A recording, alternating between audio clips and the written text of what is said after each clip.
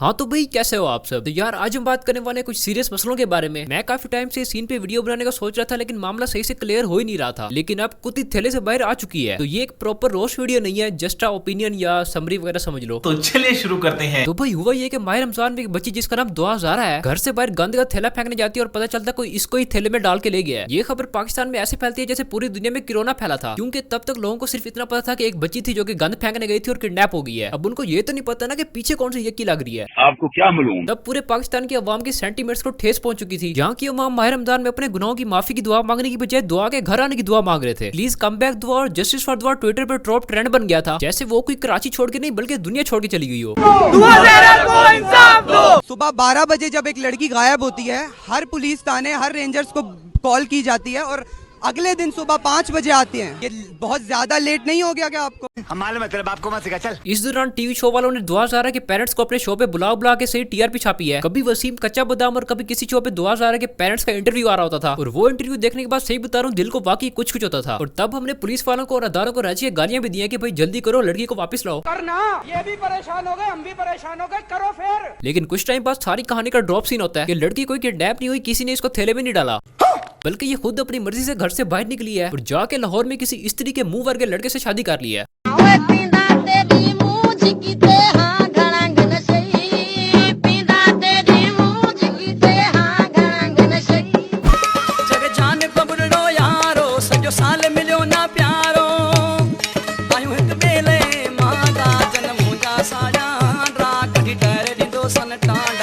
फिर ये खबर चली कि इसने लड़की को किडनैप किया और ये कोई गैंग का बंदा है। लेकिन तब भी मैं ये सोचा था कि जैसे लड़के की सेहत है, इसको किसी ने हल्की सी चपेट भी मार दी ना तो इसको हफ्ते बाद होश आना है। ये जो मच्छर मारने वाले स्प्रे पे कॉकरोच बना हुआ है ना, इसकी सेहत भी इस लड़के से अच्छी है।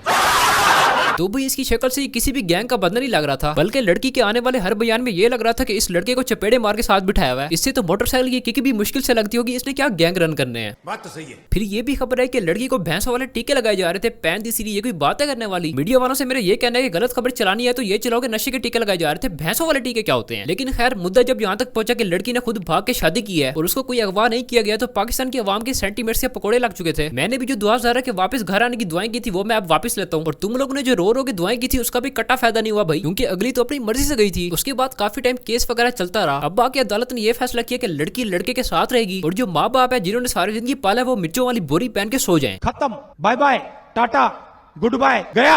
अब यहाँ पे ना दो चीजें और हमारी आवाम को दोनों चीजें देखनी चाहिए। मैंने काफी इंटरव्यू देखे हैं जिसमें लड़का और लड़की को सपोर्ट किया जा रहा है कि इन्होंने लव मैरिज किया, निकाह किया, केस जीत गए और मोहब्बत जीत गई है, सच्ची मोहब्बत थी इसलिए जीत गई है। जरा सब्र करो, मैं आगे आगे तवा लगाता हूँ तुम्हारी सच्ची मोहब्बत का। रुको जरा, सबर करो। तो मैं कह रहा था कि यहाँ पे दो फैक्टर्स हैं, एक है निकाह करना और दूसरा है भाग के निकाह करना। ये तो ऑब्वियस सी बात है कि निकाह करने में किसी मुसलमान को कोई तकलीफ नहीं होनी चाहिए, क्योंकि जिनाब से बचने के लिए एक ही रास्ता है, वो है निकाह करना। और दूसरी चीज है भाग के घर वालों को छोड़ के, पेरेंट्स को छोड़ के, उनको अजियत में डाल के किसी और से निकाह करना, जिस चीज को मैं सपोर्ट नहीं करता। और इन सब बातों में एक मुद्दे की बात यह है कि आजकल जो भाग के शादी करने वाले वाकयात बढ़ रहे हैं, इसकी मेन वजह पेरेंट्स ही है। शादी करने से पहले लड़की से पूछती नहीं है कि भाई ये लंगूर तुझे अच्छा लगता है या नहीं। उनसे उनकी मर्जी नहीं पूछी जाती, इनकी पगड़ियां और इज्जत सामने आ जाती है कि भाई इधर शादी करो, हमारी इज्जत का सवाल, हमारी तो जुबान हुई पड़ी थी। इनकी जुबान के चक्कर में लड़की सारी जिंदगी चुड़ के गुजार देती है। अगर कोई लड़की किसी लड़के को पसंद करती है और वो लड़का निकाह करने को तैयार है और वो लड़की के घर रिश्ता लेके आता है, तो लड़की के पेरेंट्स को देखना चाहिए कि हाँ लड़का ठीक है, बेसिक नीड्स पूरी कर सकता है, तो शादी कर देनी चाहिए। और हमारा दीन भी हमें यही कहता है। लेकिन ये पेरेंट्स वो जो लड़का निकाह करना चाह रहे उसको छोड़ के किसी और लड़के के हाथ पकड़वा देंगे अपनी बेटी, और बेटी ने शादी के दिन अपनी मोहब्बत के साथ भाग जाना और सारा सीन खराब हो जाना है। बात का मतलब ये है कि अगर पेरेंट्स अपने बच्चों से उनकी पसंद पूछना शुरू कर दें और उधर ही शादी करना शुरू कर दें, तो ये भागने वाला सीन बहुत कम हो जाएगा। ये बड़ी अच्छी बात कही आप। तो अब लोग मुझे कहेंगे कि भाई दुआ ज़ारा ने फिर तो ठीक किया है कि ज़हीर के घर वाले गए थे, दुआ के घर वालों ने नहीं माना तो दुआ भाग गई है। तो अगर वाकई ऐसा है, ज़हीर के घर वाले इज्जत से शादी करना चाह रहे थे और दुआ के घर वाले नहीं माने, तो उनकी गलती है। उनको देखना चाहिए था कि बेटी की पसंद भी है और लड़का भी ठीक है तो शादी कर देते, तो इतना बड़ा रोला होता ही ना। लेकिन अगर वो नहीं भी माने तो भाई पेरेंट्स से बढ़ के कुछ नहीं होता। तुम लोगों ने देखा होगा कि इतना बड़ा तमाशा बने दुआ के पेरेंट्स का, वीडियोस तुम्हारे सामने आई होंगी। पूरे पाकिस्तान ने तरह तरह की बातें की हैं। तो भाई मेरी नजर में ऐसी मोहब्बत को भाड़ में डाल देना चाहिए जिसकी वजह से पेरेंट्स को पूरी दुनिया के सामने इस तरह जलील होना पड़े। इस दुआ पैन को मैं ये समझाना चाहता हूँ कि ये ज़हीर लड़का तुमसे जितनी भी मोहब्बत करता रहे अपनी मोहब्बत को साबित करने के लिए, चाहे ये लड़का तुम्हारे लिए रोड पे नंगा नाचना शुरू कर दे, नाचता रहे। मैं तो कहता हूँ खुल के नाचता रहे। मतलब ये कि ये लड़का कुछ भी कर लेता, होना तो ये चाहिए था कि इस लड़की के लिए इसकी फर्स्ट प्रायोरिटी इसके पेरेंट्स और उनकी इज्जत होनी चाहिए थी। और जो लोग इंटरव्यू ले रहे हैं उन लोगों को चाहिए कि वो इस लड़की को इस चीज का एहसास भी दिलवाएं कि बाजी देख, तूने बेशक निकाह किया लेकिन तेरा तरीका गलत था और उसमें तेरे पेरेंट्स पूरी दुनिया के सामने जलील हुए हैं। लेकिन नहीं भाई, इंटरव्यू लेने वालों को काम चेक करो। लेकिन ये जो अनोखी मोहब्बत है ना, इसके लिए भी एक तारीख लिखी जाएगी, कई किताबें लिखी जाएंगी और इस मोहब्बत की कई सालों तक मिसालें दी जाती रहेंगी। इसके लिए भी एक तारीख लिखी जाएगी। हाँ जी, ये तारीख लिखी जाएगी कि एक लड़की ने अपनी मोहब्बत के पीछे अपने माँ बाप की इज्जत की पैन रोल के रख दी है। यार मुझे तो ये इंटरव्यू करने वाला ही अकल से पैदा लग रहा है। इस इंटरव्यू करने वाले से मैं सिर्फ इतना कहना चाहता हूँ कि बहन बेटी तो तुम्हारी भी होनी है, तो उसको भी जाके इसकी मोहब्बत की मिसालें जरूर देना। तेरे में बिल्कुल भी गैरत नहीं है, तू है ही कोई बगैरत आदमी नहीं। उनको जाके कहना कि देखो बेटा, मोहब्बत करना तो दुआ ज़रा वाली करना, और मोहब्बत के बीच में अगर माँ बाप की इज्जत आ रही हो तो उनको बिल्कुल भी ना देखना। वो सारी जिंदगी पूरी दुनिया के सामने जलील होते हैं तो होते रहे, तुम भाग के शादी कर लेना जाके। अजीब कोई चवल आदमी है यार। ठीक है, भाग के शादी होनी थी, हो गई, अदालत ने फैसला दे दिया, बात मुक गई, लेकिन कम से कम लड़की को जाके फील तो करवाओगे उसके माँ बाप की इज्जत कितनी खराब हुई है, ताकि आने वाले टाइम में पेरेंट्स को भी शऊर आए और बच्चों को भी शऊर आए। लेकिन नहीं, ये लंगूर तो इस तरह की बातें करके उसको अप्रिशिएट कर रहा है। आप इतने बेगैरत हो ताकि ये चीज नॉर्मलाइज हो जाए और आगे भी लड़कियां इस तरह का काम करती रहे। इन दोनों को इतनी अटेंशन देके और अप्रिशिएट करके तुम लोग और लड़कियों को इनकरेज कर रहे हो कि भाई तुम भी भाग के शादी कर लो, केस तो तुम्हारे माँ बाप ने हार ही जाना है, क्योंकि ये पाकिस्तान का कानून है कि लड़की अगर अपनी मर्जी से लड़के के साथ रहना चाहती है तो वो रह सकती है। लेकिन इसका मतलब ये नहीं है कि तुम लोग इस चीज को अप्रिशिएट और इनकरेज करना शुरू कर दो, ताकि आए दिन हर दूसरी लड़की अपने माँ बाप की इज्जत उछाल के जाके शादी कर ले।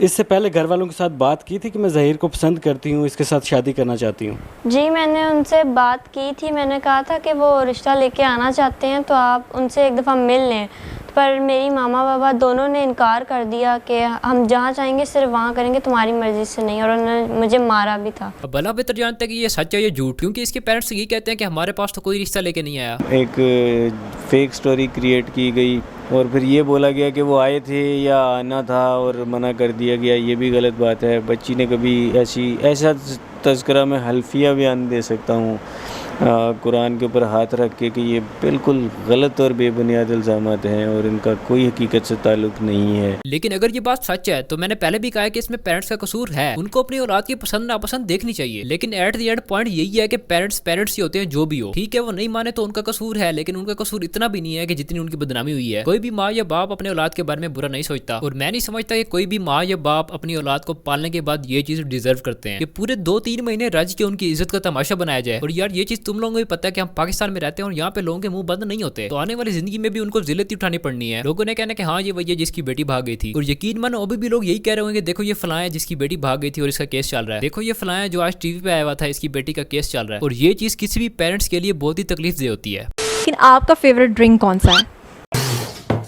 मैं पागल वागल हो गया, रिवाइंड करूं जरा। लेकिन आपका फेवरेट ड्रिंक कौन सा है? जामे शीरी। ठीक है, जामे शीरी।